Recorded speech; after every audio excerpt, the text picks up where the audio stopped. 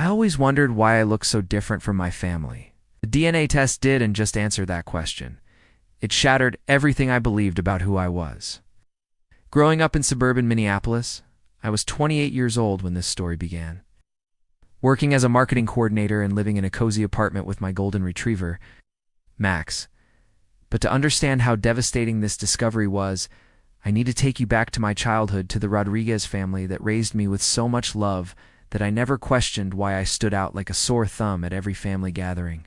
My parents, Maria and Carlos Rodriguez, were the epitome of devoted Hispanic parents. Dad worked double shifts at the Ford plant while Mom cleaned houses during the day and took night classes to become a certified nursing assistant. They were immigrants from El Salvador who came to America with nothing but dreams and determination. Every Sunday, our small house would fill with the aroma of pupusas and the sound of cumbia music as extended family gathered around our worn dining table. The thing is, I never really fit into those Sunday gatherings.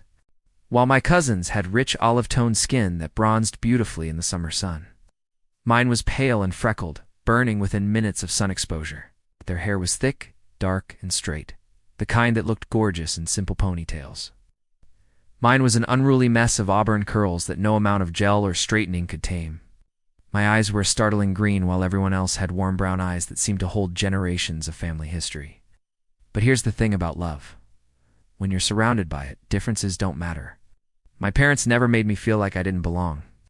If anything, they seemed to cherish me more because I was different. Mom would run her fingers through my curls and call me her little angel with fire hair. Dad would look into my green eyes and say I had ojos de esperanza, eyes of hope. They told me I was their miracle baby, born after years of trying and praying. The extended family embraced me completely too. My abuela Rosa would pinch my pale cheeks and joke that I got my coloring from some distant Spanish ancestor. Mira mi nieta Espanola, she'd say with a wink. Look, my Spanish granddaughter. Uncle Miguel would ruffle my curls and tease that I was obviously the smartest one in the family because redheads were known for their intelligence. And Cousin Anna would braid my hair and say she was jealous of how unique I looked. School was where things got complicated. Other kids would stare when my obviously Hispanic parents picked me up. I remember being 8 years old when Tommy Martinez asked me why I didn't look like my mom and dad. I repeated what I'd been told my whole life. I'd take after my great-grandmother from Spain. It became my standard response, delivered with the confidence of absolute truth. Teachers sometimes did double takes during parent conferences. I'll never forget Mrs. Patterson, my fourth-grade teacher, looking back and forth between my parents and me with obvious confusion. "Are you adopted, sweetie?" she asked kindly. The question hit like a punch to my young stomach, but Dad quickly stepped in. "She's our biological daughter," he said firmly. "Sometimes genetics skip generations." Mrs. Patterson nodded and apologized, but I caught her stealing glances at us for the rest of the conference. As I got older, these moments became more frequent. High school was particularly brutal. Kids can be cruel when they sense something different, and they definitely sensed it with me. "Are you sure you're not adopted?" became a question I heard at least once a month. Some kids were genuinely curious, others were just being mean. I developed thick skin and started making jokes about it myself. "Yeah, I'm the milkman's daughter," I'd say with a laugh, though inside it always stung a little. The weird thing was, I actually looked forward to those family DNA segments in biology class. I was fascinated by genetics and heredity. I'd study the Punnett squares, showing how traits were passed down, secretly hoping to understand my own appearance. When we learned about recessive genes, I felt a surge of relief. Maybe I did carry some dormant European genes that just happened to express themselves strongly in me. College brought some relief from the constant questions about my appearance. Northwestern was diverse enough that people didn't stare as much, and I was busy enough with my communications major that I didn't have time to dwell on family mysteries. I made friends who accepted me without question, dated guys who thought my unique look was exotic and beautiful. For a few years, I almost forgot about feeling different. But family gatherings still brought those familiar moments of feeling like an outsider looking in. Don't get me wrong, I was never treated like an outsider. But when 3 generations of Rodriguez family posed for pictures, I always looked like someone had photoshopped a random person into the frame. At my cousin Isabella's wedding, the photographer actually asked if I wanted to stand with the bride's friends instead of the family. The assumption stung, even though I knew he meant well. My parents remained my biggest champions through everything. When I struggled with my identity in my early 20s, questioning where I fit in the world, Mom would sit me down and tell me the story of my birth. How they'd tried for 10 years to have children. How she'd suffered 3 miscarriages that nearly broke their hearts. How, when she finally got pregnant with me and carried me to term, it felt like God had answered every prayer they'd ever whispered in the darkness. "You are our miracle, Mia," she'd say, tears streaming down her weathered cheeks. "It doesn't matter what you look like. You came from my body, from our love. You are Rodriguez blood, Rodriguez heart, Rodriguez soul." Dad would nod emphatically, wrapping both of us in one of his bear hugs that smelled like motor oil and Old Spice. These conversations always left me feeling guilty for questioning my place in the family. How could I doubt these people who loved me so completely? How could I question the story of my miraculous birth when it brought them such joy to tell it? So I pushed down the nagging questions and focused on being grateful for the incredible parents who raised me. I had a decent job, a cute apartment, and a solid group of friends who felt like chosen family. I was dating occasionally, but nothing serious. I've always been pretty independent. Most people in my adult circle just accepted that genetics were weird sometimes. But then my coworker Jessica got one of those DNA test kits for Christmas.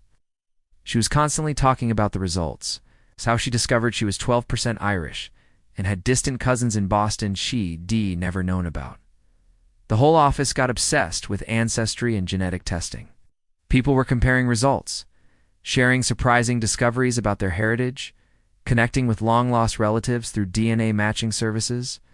I found myself genuinely curious for the first time in years. Maybe I'd discover some interesting mix of European ancestry that would finally explain my appearance. At the very least, it might give me some ammunition for the next time someone questioned whether I really belonged to my parents. The idea started as idle curiosity, but grew into something more. I told myself I was just satisfying scientific curiosity. After all, I was 28 years old, confident in who I was and where I came from. Simple DNA test couldn't change anything fundamental about my identity, right? Looking back now, I realize I was approaching this decision with the naive confidence of someone who'd never had their entire world turned upside down. I thought I was just going to get some interesting percentages and maybe connect with distant cousins. I had no idea I was about to discover that everything I'd been told about my origins was a carefully constructed lie. The night before I ordered the test, I called my parents to tell them what I was planning.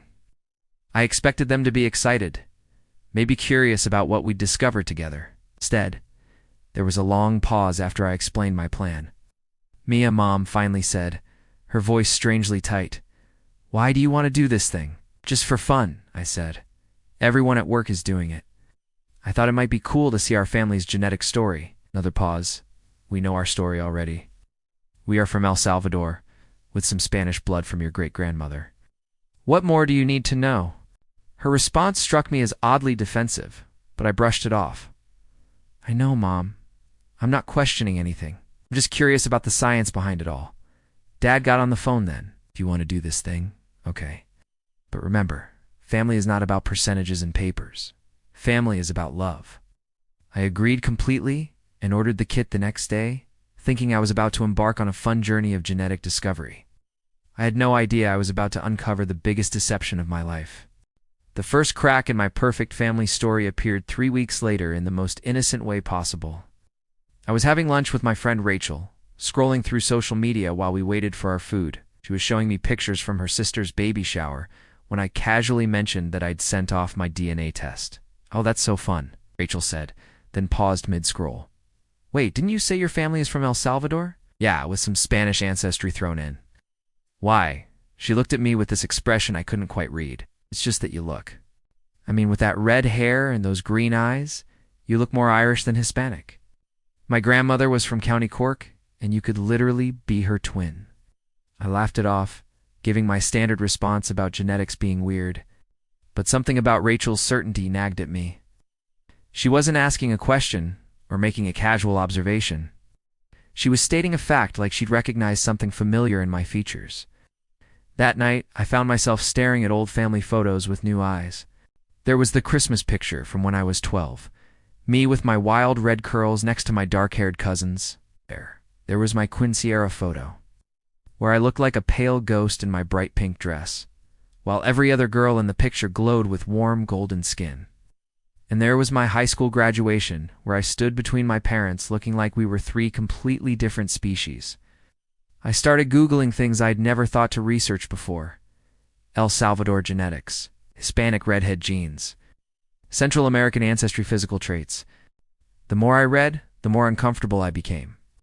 Red hair occurs in less than 2% of the world's population and is almost exclusively found in people of Celtic descent. Green eyes are similarly rare and concentrated in Ireland, Scotland, and Wales. But I pushed these thoughts away. Recessive genes were a thing. Genetic anomalies happened. Maybe some Spanish conquistador with Irish blood had made his way to El Salvador centuries ago, and I was just the unlucky recipient of his dormant genes finally expressing themselves. The DNA kit arrived on a Tuesday. It sat on my kitchen counter for 3 days, while I worked up the nerve to actually spit in the tube. Something about the whole process felt more serious now, more loaded with potential consequences than I'd originally anticipated.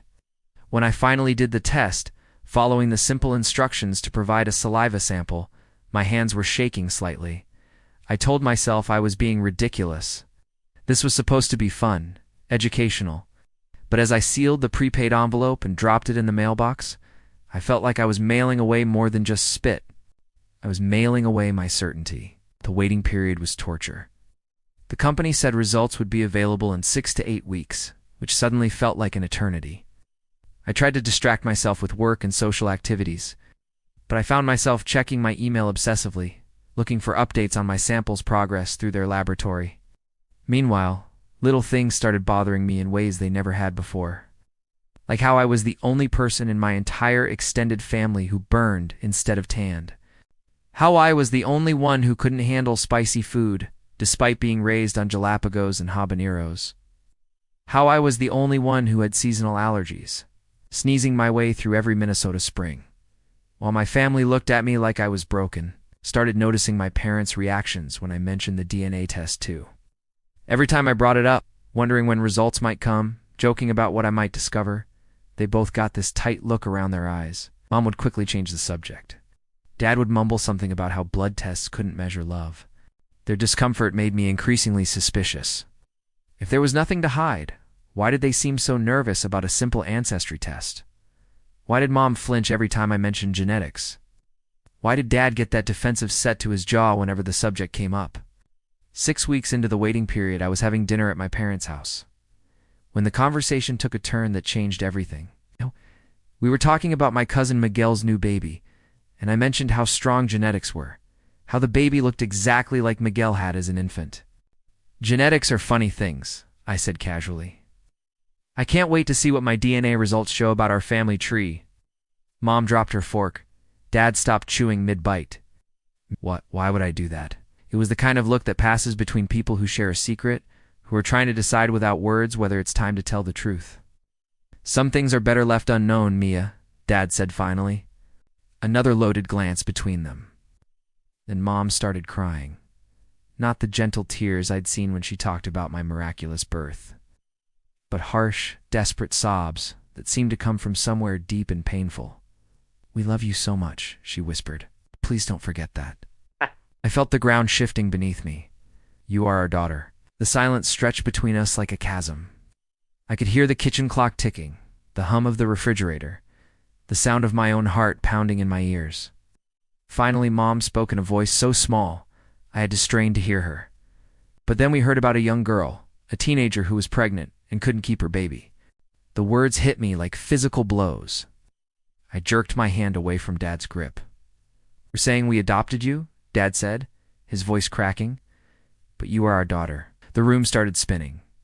I gripped the edge of the table to keep myself upright. Adopted. I'm adopted. The birth mother, she was Irish, a college student who got pregnant and couldn't raise a baby. She wanted you to go to a good family, people who would love you. 28 years of lies came crashing down around me. Every story about being their miracle baby. Every explanation for my appearance. Every time they'd assured teachers and strangers that I was their biological child. All of it had been a carefully constructed fiction. "We protected you," Mom said through her tears. I pushed back from the table so hard, my chair fell over. Every time someone asked if I was adopted, every time I felt different. Every time I looked in the mirror and wondered why I didn't look like you let me think I was crazy. We thought it was better, Dad said desperately. We thought if you grew up knowing you were loved, it wouldn't matter. It wouldn't matter. It wouldn't matter that you built my entire identity on a lie. I was screaming now, something I'd never done in my parents' house. But I felt like I was drowning, like everything I'd believed about myself was dissolving in front of my eyes. You told me I was Rodriguez blood, Rodriguez heart, Rodriguez soul. You told me genetics skip generations. You told me I was your miracle baby. You are our miracle, Mom sobbed. Adoption doesn't change that. I grabbed my purse and headed for the door, ignoring their pleas for me to stay and talk. I needed air. I needed space. I needed to figure out who the hell I actually was. I kept thinking about all the times I'd defended my place in the family, all the times I'd repeated their lies to other people, all the moments when I'd felt guilty for questioning my identity, when I should have been trusting my instincts. Back in my apartment, I paced like a caged animal. I called in sick to work the next day and spent hours Googling everything I could about adoption, about Irish ancestry, about what it meant to discover your entire origin story was fabricated. The worst part wasn't even the adoption itself, it was the lying. How many people knew the truth? How many family members had conspired to keep me in the dark? How many conversations had happened about me when I wasn't around? All the times I'd pushed down my instincts, because I trusted my parents more than my own perception. All the medical forms I'd filled out with incorrect family history. 3 days after the confrontation, Mom called. I let it go to voicemail. Then Dad called. Then my Aunt Carmen. Then Cousin Anna. Word was spreading through the family, and everyone wanted to explain, to justify, to make me understand why they'd all participated in this massive deception. I wasn't ready to hear any of it. I was still processing the fact that everything I thought I knew about myself was wrong. I wasn't Maria and Carlos Rodriguez's miracle baby. I wasn't the genetic puzzle whose appearance could be explained by recessive Spanish genes. I was someone else entirely.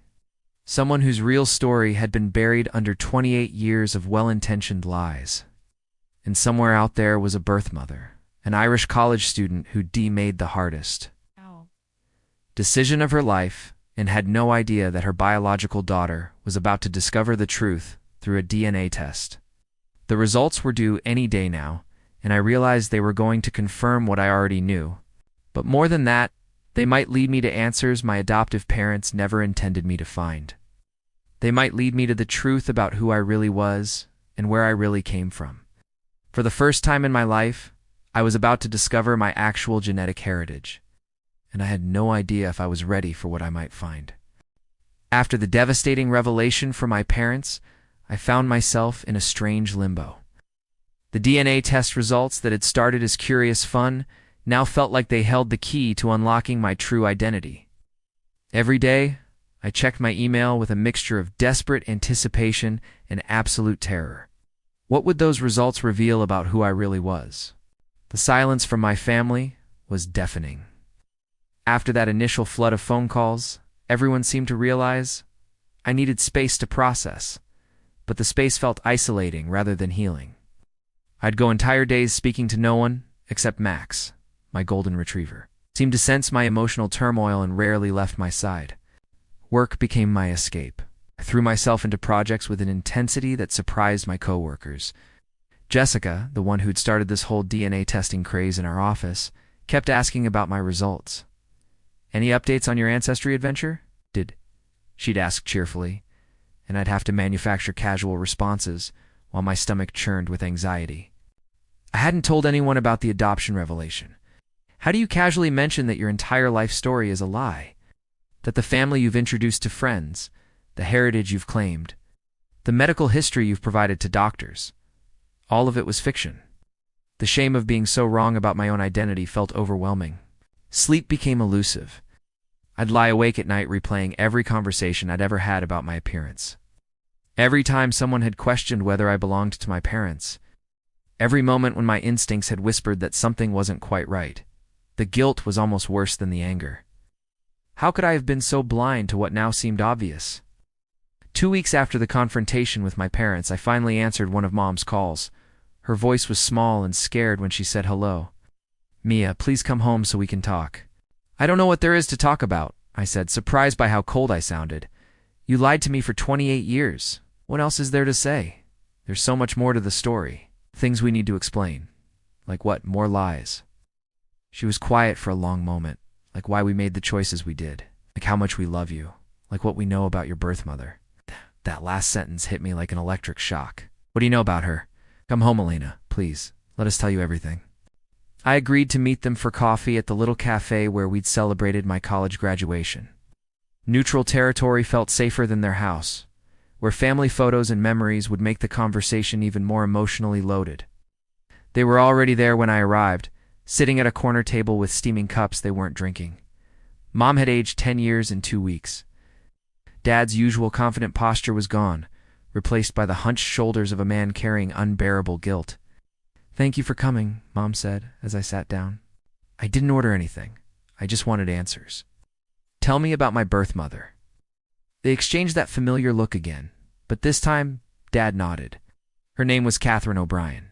Katie. She was 19, a sophomore at the University of Minnesota studying literature. The Irish surname felt like confirmation of everything I'd suspected. "How did you find her?" "Through Catholic Charities," Mom said. "We'd been on waiting lists for years. When they called and said there was a baby coming, we couldn't believe it." "What else do you know about her?" "She was from a small town in Minnesota, very Catholic family. When she got pregnant, her parents were devastated. The father was already gone. Apparently he left school when he found out about the baby." I absorbed this information hungrily, finally concrete details about my origins. "Did you meet her?" "Once," Dad said. "Right before you were born. She was beautiful. Looked exactly like you, but with longer hair. She was so young, so scared. She kept saying she wanted you to go to people who really wanted a baby who would give you opportunities she couldn't provide." "Did she hold me after I was born?" Mom's eyes filled with tears. "For about an hour. She named you Catherine after herself. But she asked us to change it because it would be too hard for her to think about. Catherine. My birth name was Catherine." Something inside me cracked open at this knowledge. Not quite healing, but the beginning of understanding. "Why didn't you tell me any of this?" "God, because we were terrified you'd try to find her," Mom admitted. "We were terrified you'd love her more than us, that you'd want to go be with your real family." "She is my real family. Biologically, she's more my family than you are." The words came out harsher than I intended, and I watched Dad flinch like I'd slapped him. "You're right," he said quietly. "But Alina, you have to understand. To us, from the moment we held you, you were ours. Not adopted, not temporary, not different from what a biological child would have been. You were our daughter, period. But I had a right to know the truth." "Yes," Mom said. "You did. We were selfish, and we were scared. We made the wrong choice." This admission of wrongdoing felt like the first honest thing they'd said to me in weeks. Some of the anger in my chest loosened slightly. "Do you know anything else about her? About my birth father?" "Not much about him. Katie said he was also Irish-American, studying engineering. When she told him about the pregnancy, he transferred to a school in California and cut off all contact." "What about medical history? Genetic conditions I should know about?" They looked at each other again. "Katie filled out forms," Dad said. "But they were pretty basic. No major health issues that she knew of in her family." I thought about all the medical appointments I'd had over the years. All the forms asking about family history of heart disease, cancer, mental illness. I'd been providing completely inaccurate information my entire adult life. "I need those adoption papers," I said. "I need to see everything." "Mia, the adoption was closed. We don't have contact information, but you have her full name, right?" "Catherine O'Brien from Minnesota?" The uncomfortable silence told me everything. "You know more than you're telling me." "We know she graduated from college," Mom said slowly. "We kept track, just to make sure she was okay. She became a teacher." "Where?" "Alina, please understand. I promised never to interfere in her life." "I'm not asking you to interfere. I'm asking you to give me information about my own biological mother." The cafe had gotten quiet, and I realized other patrons were staring at our table. I lowered my voice, but not my intensity. Do you know where she is now? Another pause. Then Dad pulled a folded piece of paper from his wallet. We hired a private investigator 5 years ago, just to make sure she was safe and happy. My hand shook as I unfolded the paper. It was a brief report with a recent address in Duluth, Minnesota. Catherine O'Brien, now Catherine Morrison, married to a man named David Morrison. 2 children, Michael, age 8, and Emma, age 5. I had siblings, half-siblings, but still. Somewhere in Minnesota was a woman who'd carried me for 9 months, who'd held me for an hour after my birth, who'd given me up so I could have a better life. And she had other children now, children she'd kept and raised. The emotions were too complex to process. Gratitude that she'd chosen life for me. Hurt that she'd been able to keep other babies. Curiosity about what she looked like now, whether we still resembled each other. Fear about what it would mean to make contact. How long have you had this information? Since right after you graduated college, Mom admitted. We wanted to be prepared in case you ever asked questions. So you've known for 7 years that I have siblings, and you never told me? We didn't know how. Stared at the paper, with Catherine Morrison's address. She lived 3 hours north of Minneapolis. I could drive there in an afternoon. I could knock on her door and see the face that had given me my features. I could meet the children who shared my genetic code. But what would that do to her life? What would it do to her children's lives? What would it do to mine? The DNA results should come back any day now, I said. They're going to show Irish ancestry, aren't they? Probably, Dad said. And they might connect me to relatives. Maybe even to her family, maybe. Realize that none of this changes anything between us, right? Finding out I'm adopted, learning about Catherine. It doesn't make me any less angry about the lying. We know, Mom said. But we hope it helps you understand why we were so scared of losing you. I folded the paper and put it in my purse. Having Catherine Morrison's address felt like holding dynamite. I could use it to blow up my current life, and potentially hers too. Or I could choose to wait, to think, to figure out the right way to handle this information. I need more time, I said. I need to see what the DNA results show. I need to decide what I want to do with all of this. We understand, Dad said. But Alina, please don't shut us out completely. We made terrible mistakes, but we love you. I know you love me, I said. But love doesn't excuse lying. Love should have made you tell me the truth. I left them at the cafe and drove home with Catherine Morrison's address burning a hole in my purse. That night I looked her up on social media. Her privacy settings were tight, but I could see her profile picture. A woman in her late 40s with red hair slightly darker than mine, green eyes that were unmistakably familiar, and a warm smile that made my chest ache. She was beautiful. She looked happy. She looked like she had built a good life after making the impossible decision to give up her first child. 3 days later, the email I'd been waiting for finally arrived. Your ancestry DNA results are ready. I stared at the subject line for a full 10 minutes before opening it. This was it. This was the moment when everything I'd suspected would be confirmed, when my true genetic heritage would be revealed, when I'd finally know for certain who I really was. My finger hovered over the mouse. Once I clicked this link, there would be no going back to the comfortable fiction of being Alina Rodriguez, miracle baby of Hispanic immigrants, would officially become Alina, whoever it really was, adopted child seeking her biological identity. Yeah. I clicked the link. The web page loaded slowly, each second stretching like an eternity. I was sitting at my kitchen table with my laptop, Max curled up at my feet, as if he sensed I needed emotional support. The morning sun streamed through my apartment windows, casting everything in deceptively cheerful light for what was about to be the most earth-shattering moment of my life. When the results finally appeared on screen, I felt my breath leave my body completely. Irish, 52% Scottish, 23% English, 18% Scandinavian, 7%, 0% Hispanic, 0% Spanish, 0% anything that connected me to the Rodriguez family that had raised me. I stared at the percentages until they blurred through my tears. They'd won 28 years of being told I carried Spanish conquistador genes. 28 years of explaining my appearance with stories of recessive European ancestry, and it turns out I wasn't even 1% Hispanic. I was exactly what people had always suspected Irish. Overwhelmingly, undeniably Irish. But seeing the percentages was nothing compared to what came next. The website had a section called DNA Matches. People who shared genetic material with me. At the top of the list was a match labeled Close Family, first-second cousins, with a confidence level of extremely high. The profile name was Michael Morrison. My hand started shaking so violently I could barely click on his profile. When it loaded, my vision tunneled. Michael Morrison, age 23, living in Duluth, Minnesota. His profile picture showed a young man with the same distinctive green eyes as mine, the same angular jawline, the same auburn hair. This wasn't a cousin. This was my brother. The math hit me like a physical blow. Catherine Morrison had another child before the 2 kids my adoptive parents knew about, a child she'd kept, son who was 5 years younger than me, which meant she'd gotten pregnant again when I was barely 5 years old. I scrolled frantically through the other DNA matches. Another close family match.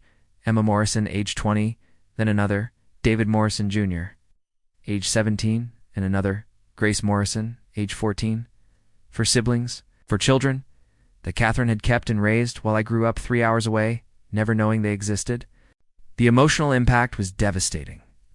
It wasn't just that I'd been adopted, it was that my birth mother had gone on to have a whole family. For more children that she'd chosen to parent. Why them and not me? What had been different about my conception and birth that made me the one who got given away? I called in sick to work again. Couldn't imagine trying to explain to anyone why I was sobbing uncontrollably over my laptop. McKess kept bringing me his favorite tennis ball, his usual strategy for cheering me up. But I was inconsolable. The website allowed users to send messages to their DNA matches. I stared at Michael Morrison's profile for hours, crafting and deleting dozens of messages in my head. What do you say to a brother who doesn't know you exist? I'm the daughter your mom gave up for adoption before you were born.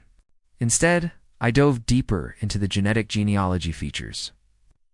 The website had detailed family trees, shared DNA segments, and estimated relationship calculations. Everything confirmed what was already obvious. These were my full siblings. We shared the same mother and, based on the DNA percentages, almost certainly the same father. That realization brought a whole new level of shock. Catherine had told my adoptive parents that my biological father was an engineering student who'd fled to California when he found out about the pregnancy. But if these other children were full siblings, not half-siblings, then either she'd lied about his departure, or he'd come back, or there had been more to that story than she'd revealed. I spent the entire day going through the DNA matches, building a genetic family tree I'd never known existed. There were dozens of matches, second cousins, third cousins, people scattered across Minnesota, Wisconsin, and Iowa, with Irish surnames like Murphy, Flanagan, and O'Malley. A whole genetic heritage that had been hidden from me. By evening, I'd made a decision. I opened a new message to Michael Morrison and typed, "Hi Michael, this might be the strangest message you've ever received, but according to our DNA results, we appear to be very closely related. I was born in Minneapolis on March 15th, 1995, and was adopted through Catholic Charities. I believe Catherine O'Brien Morrison is my biological mother. If this is true, then you and I are siblings. I'm not looking to disrupt anyone's life, but I would really appreciate the chance to talk if you're open to it." I stared at the message for 20 minutes before hitting send. Once it was gone, I felt simultaneously relieved and terrified. There was no taking it back now. In hours, this family that had never known about me might be dealing with the shock of discovering they had another sibling.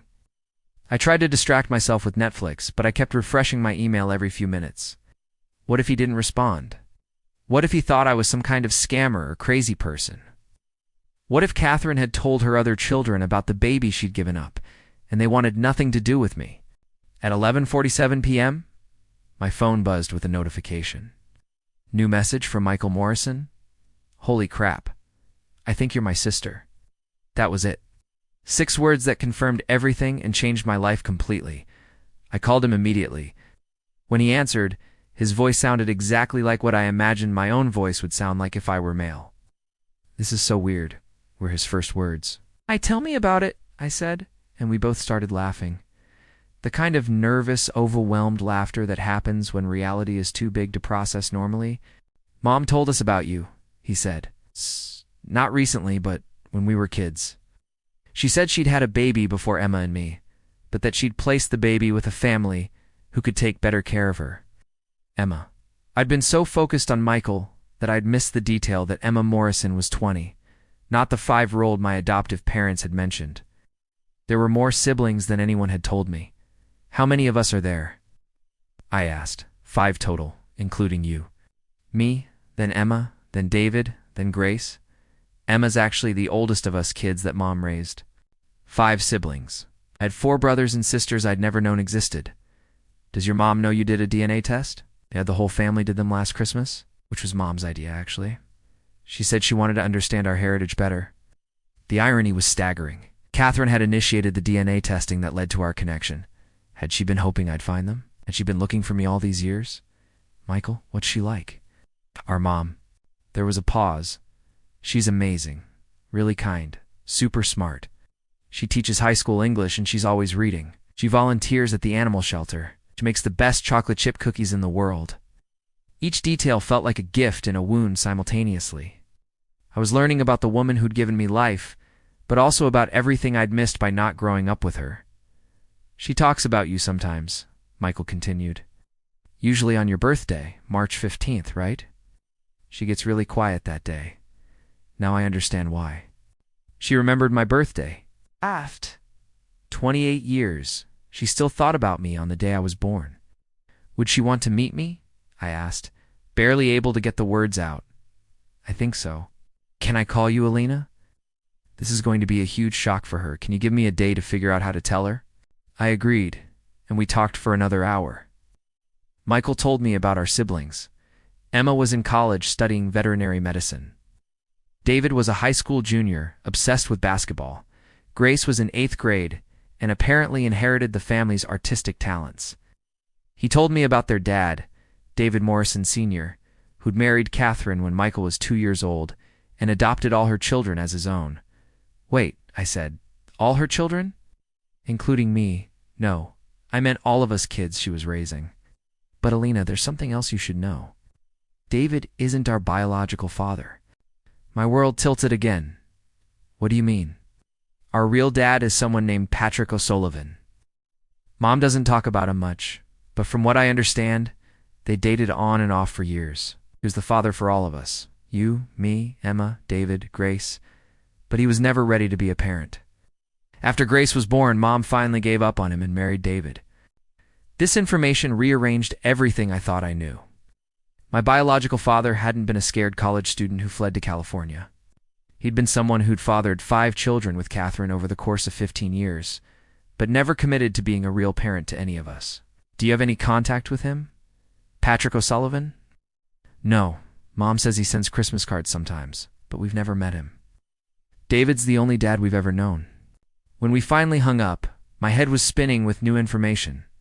I had 4 siblings who wanted to meet me. I had a birth mother who remembered my birthday. I had a biological father who'd fathered 5 children but parented none of them. And somewhere in this complicated family story was the reason why. I'd been the one given up for adoption while the others got to stay. I couldn't sleep that night. Every few hours, I'd look at Michael's social media profiles, then Emma's, then David's, then Grace's.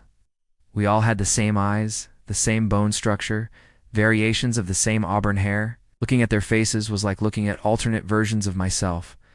The next evening, Michael called back. I told Mom, he said. She cried for about an hour, and then she asked me to give you her phone number. Catherine Morrison answered on the first ring as if she'd been sitting by the phone waiting for my call. Alina. Her voice was soft, tentative. And hearing my name spoken by my biological mother for the first time in 28 years made me start crying, before I could even respond. Hi, I managed to whisper, "Oh, sweetheart." She was crying too. I have thought about you every single day for 28 years. We both sobbed into the phone for several minutes, 28 years of separation collapsing into this one moment of connection. When we could finally speak again, her first words were an apology. I'm so sorry, Alina. I'm so sorry I gave you up. I'm so sorry I never tried to find you. I'm so sorry you had to find us instead of us finding you. I need to understand, I said through my tears. I need to understand why me and not the others. The silence stretched long enough that I wondered if the call had dropped. Then Catherine took a shaky breath.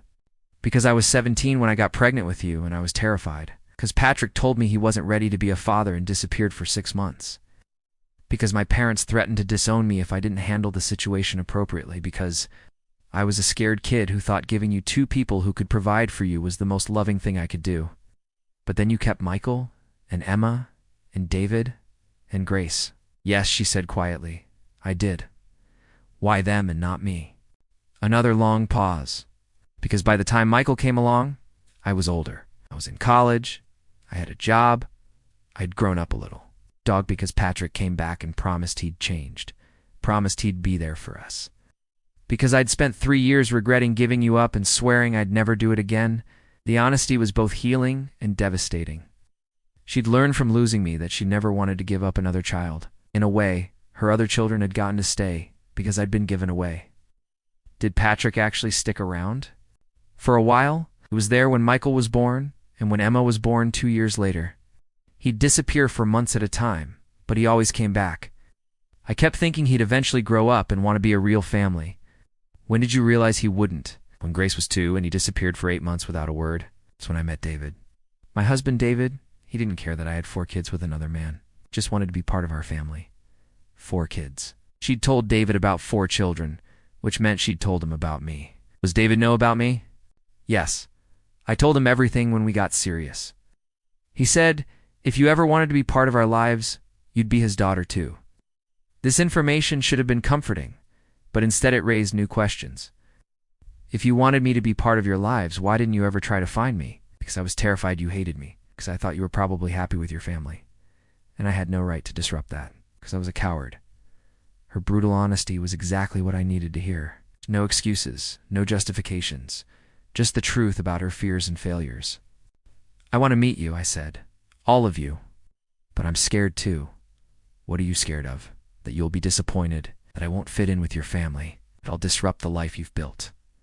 Alina, you are my family. You've always been my family, even when I couldn't be your mother. We talked for 2 hours that first night. Catherine told me everything she could remember about my birth, about the brief time she'd spent with me before the adoption, about the years of wondering and worrying that had followed. She told me about keeping a photo of me as a newborn hidden in her jewelry box, about how she'd celebrate my birthday privately every year, about how she'd sometimes imagine what I might look like at different ages. I kept hoping you'd find us someday, she admitted. When we all did those DNA tests at Christmas, part of me was hoping you'd taken one too. The next few days were a whirlwind of phone calls and text messages with my biological siblings. Each conversation revealed new pieces of the family puzzle I'd never known I was missing from. Emma, who was studying to be a veterinarian, called to tell me she'd always felt like something was missing from their family. Mom would get this sad look sometimes, especially around holidays, and we never understood why. Now it makes sense. David, the high school basketball player, was initially skeptical. How do we know you're really our sister and not just someone trying to scam us? When I sent him a photo of myself, he called back within an hour. Holy crap, you look exactly like Mom when she was young. Grace, the artistic 14-year-old, was the most emotional. I always wanted an older sister, she cried into the phone. I have all these brothers, but I'm the only girl. Now I have a sister. Their easy acceptance was both wonderful and painful.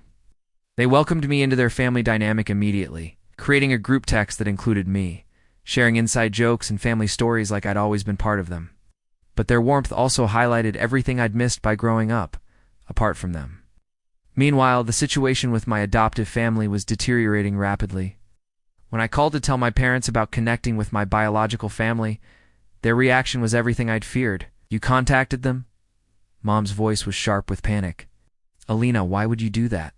Because they're my family too, Mom. Because I had a right to know who I really am. We're your family. We raised you. We loved you. We sacrificed for you. And I'm grateful for that. But you don't get to decide that you're my only family just because you lied to me for 28 years. Dad got on the phone. Mia, we're worried about you. These people are strangers. They could be anyone. They're not strangers, Dad. They're my biological siblings. I have their DNA results. I've talked to them for hours. They're good people. But you don't know them, Mom insisted. They don't know you. What if they hurt you? What if they disappoint you? What if you had trusted me with the truth from the beginning, instead of forcing me to discover it on my own? The conversation devolved into another screaming match, with accusations flying in both directions. My adoptive parents felt abandoned and betrayed that I was seeking out my biological family. I felt manipulated and controlled by their attempts to keep me from connecting with people who shared my genetic code. If you go to meet them, you're choosing them over us, Mom said through her tears. No, I'm not. I'm choosing to know all of my family, instead of just the part you wanted me to know. It feels like you're choosing them, and that's your problem, not mine. The words were harsher than I intended, but I was exhausted by the emotional manipulation. They'd had 28 years to tell me the truth, and chose deception instead. Now they wanted to dictate how I handled learning that truth, and I wasn't going to let them. I arranged to meet Catherine and my siblings the following weekend in Duluth. The plan was simple: lunch at a quiet restaurant where we could talk and get to know each other. But as the day approached, my anxiety skyrocketed. What if we didn't click in person? What if the easy phone conversations didn't translate to face-to-face interaction? What if they decided I was too damaged by my adoptive family drama to be worth including in their lives? The night before the meeting, my adoptive parents showed up at my apartment unannounced. "We want to drive up there with you," Dad said. "Absolutely not. Alina, please. We just want to make sure you're safe. You want to control the situation? You want to make sure I don't get too attached to them?" "We want to protect you," Mom insisted.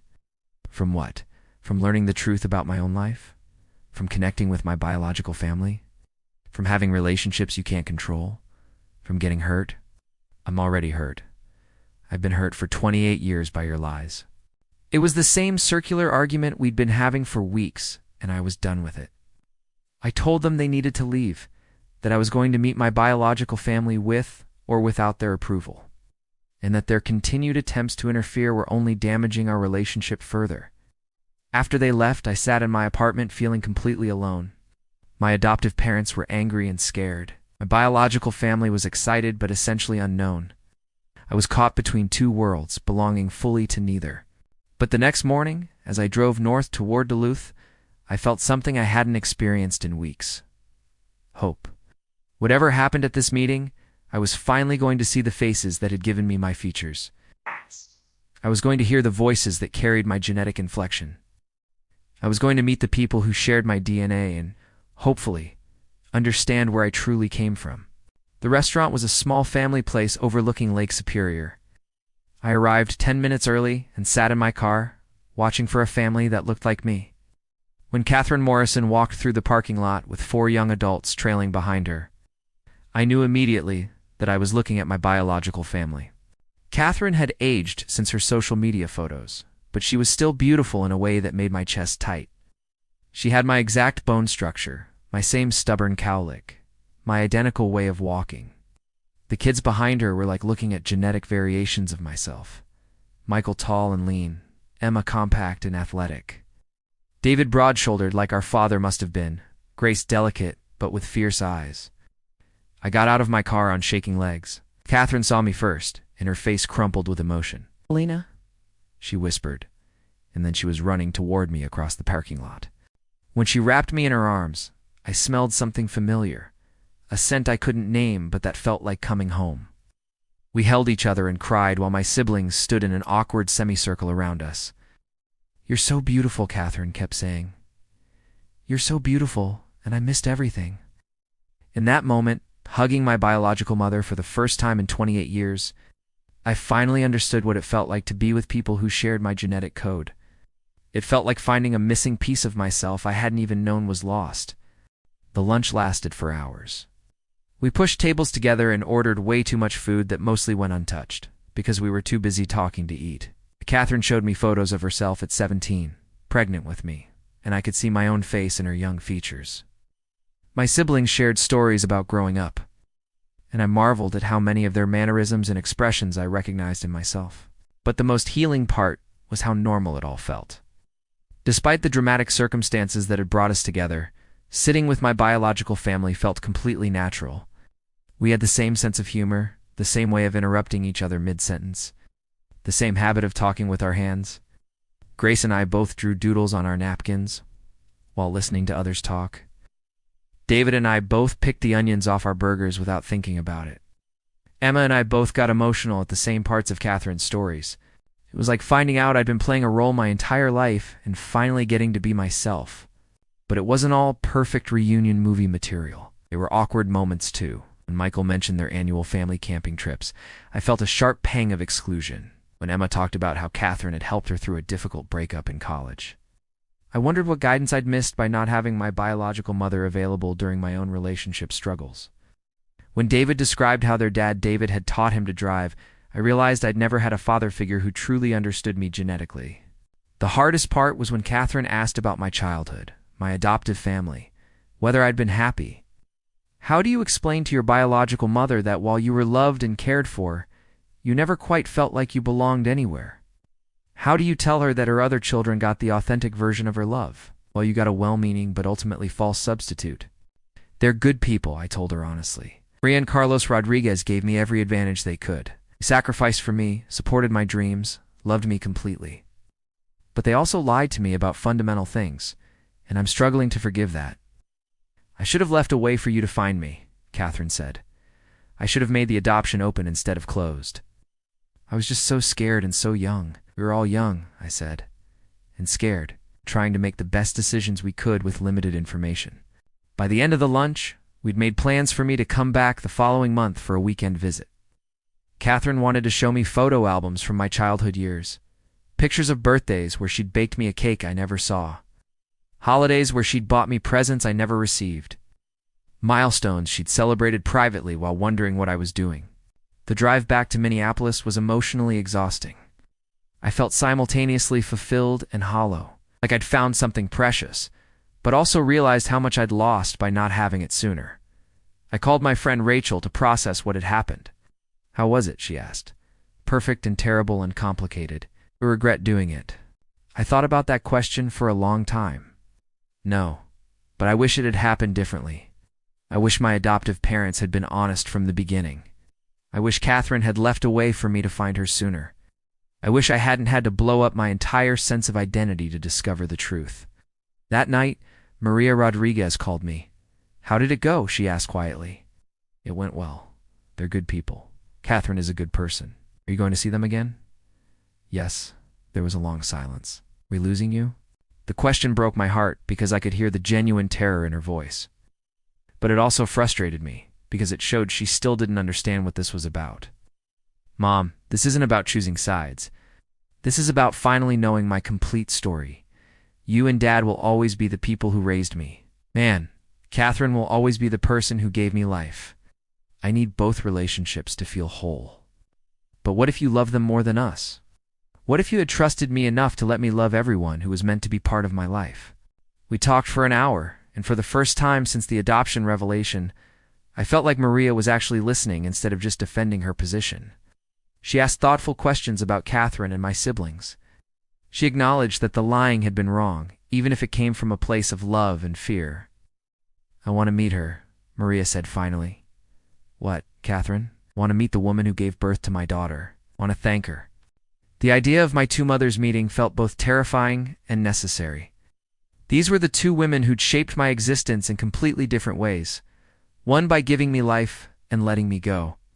One by taking me in and raising me as her own. What would they say to each other? What would I learn about myself by watching them interact? 3 weeks later, Catherine drove down from Duluth to meet Maria and Carlos at a coffee shop in Minneapolis. I sat between my two mothers, translating their nervousness into conversation starters, watching them size each other up like protective animals. But something beautiful happened in that first meeting. Catherine thanked Maria for giving me opportunities she couldn't have provided at 17. Maria thanked Catherine for choosing life and for trusting her with such a precious gift. They cried together over the impossible choices they'd both had to make, Catherine in giving me up. Maria, in deciding to lie about my origins. She's remarkable, Catherine told Maria. You did an incredible job raising her. She was easy to love, Maria replied. Even when she was frustrated with us for being different from her, she was easy to love. Watching them connect helped heal something inside me that I hadn't even realized was broken. These weren't women in competition for my affection. These were women who'd both sacrificed for my well-being, who'd both made difficult choices out of love, who both wanted me to be happy and whole. Over the following months, I developed relationships with all of my biological siblings. Michael and I texted constantly, sharing the bizarre experience of suddenly having a genetic peer who understood our particular combination of traits and quirks. Emma and I discovered we both struggled with the same anxiety patterns and started comparing coping strategies. David taught me to play basketball, something I'd never been interested in until I met someone who shared my natural athletic instincts. Grace and I started an art project together, creating pieces that explored themes of family and identity. I also learned more about Patrick O'Sullivan, my biological father. Catherine connected me with him through Facebook, and we had a few awkward phone conversations. Was remarried with young children, living in Oregon. Seemed genuinely surprised that his children from his relationship with Catherine had turned out well. I wasn't ready to be a father, he told me honestly. I wasn't mature enough, stable enough, committed enough. Catherine was better off raising you all without me. I appreciated his honesty, but I didn't feel compelled to develop a relationship with him. He was a genetic contributor to my existence, but he wasn't a father in any meaningful sense. David Morrison Sr., Catherine's husband, had filled that role for my siblings, and Maria and Carlos had filled it for me. The integration of my two families wasn't always smooth. There were moments of jealousy and territorial feelings on both sides. My adoptive parents sometimes felt threatened by how naturally I fit in with my biological family. My biological family sometimes seemed hurt by my loyalty to the people who'd raised me. But gradually, everyone began to understand that love isn't a finite resource that gets divided among recipients. It multiplies when it's shared. A year after first discovering my biological family, I organized a barbecue where both families could meet properly. It was chaotic and overwhelming and beautiful. Grace taught my cousin Anna how to sketch portraits. Michael and my adoptive father Carlos bonded over their shared love of vintage cars. Catherine and Maria exchanged recipes and stories about my childhood quirks. Watching everyone together, I finally understood that my identity crisis hadn't been caused by being adopted. It had been caused by being lied to about being adopted. And the secrecy and deception had created shame where there should have been pride, confusion where there should have been clarity, isolation where there should have been connection. Now I tell people I have two families, and both of them are real. The Rodriguez family gave me values, education, stability, and unconditional love. The Morrison family gave me genetic understanding, physical resemblance, and the missing pieces of my personality puzzle. I need both to feel complete. I also tell people that DNA tests can be powerful tools, but they should be approached with caution and support. Discovering genetic truth can be healing, but it can also be disruptive and painful. If you're considering testing, think carefully about what you're prepared to learn, and make sure you have emotional support for whatever you might discover. My relationship with Maria and Carlos took time to heal, but it's stronger now than it ever was when it was built on lies. They've acknowledged their mistakes and worked to rebuild trust through consistent honesty. We go to family therapy together sometimes, navigating the complex emotions that come with redefining a parent-child relationship in adulthood. My relationship with Catherine and my biological siblings continues to deepen. We spend holidays together now, and I finally understand what it feels like to be in a room where everyone shares your genetic code. It's not better than the love I received from my adoptive family, but it's different in ways that matter to my sense of completeness. The most surprising thing about this whole experience has been how much it's taught me about the nature of family itself. Family isn't just about biology, and it isn't just about who raises you. It's about love, commitment, truth, and choice. It's about the people who show up for you consistently, who support your growth, who celebrate your successes, and help you through failures. I'm fortunate to have found family in both my biological and adoptive connections. Not everyone who discovers hidden family secrets gets such a positive outcome. Some people find rejection, disappointment, or even more deception. But for me, the truth, even when it was initially devastating, ultimately led to a richer, more authentic life. Now, when I look in the mirror, I finally understand where my features came from. When I notice personality traits or preferences that seemed random before, I can often trace them to genetic relatives. When people comment on my appearance or mannerisms, I have real answers instead of fabricated explanations. But most importantly, I've learned that identity isn't just about genetics or environment. It's about integration. It's about taking all the pieces of your story, the beautiful and the painful and the complicated, and weaving them into a coherent understanding of who you are. I am Elena Rodriguez Morrison, raised by Maria and Carlos, born to Catherine, sister to both Miguel Rodriguez and Michael Morrison, daughter of two mothers who loved me enough to make impossible sacrifices. I am Irish and Hispanic, adopted and biological, grateful and hurt, complicated and complete. Now, when people ask about my heritage, I tell them the whole story. It's longer and messier than the simple explanations I used to give, but it's true. And after 28 years of living someone else's version of my story, the truth feels like the most precious gift I could give myself. The DNA test didn't just reveal my ancestry, it revealed my capacity to love multiple families, to forgive devastating lies, and to rebuild my identity on a foundation of truth instead of fiction. Now, when I look at my green eyes in the mirror, I see not just Catherine's genetics, but also Maria's love, not just Irish ancestry, but also Hispanic values, not just who I was born to be, but also who I chose to become. Final line. Now, when people ask where I come from, I tell them I come from two mothers' love for siblings' acceptance, the courage to choose truth over comfortable fiction. And that's the most beautiful heritage anyone could ask for.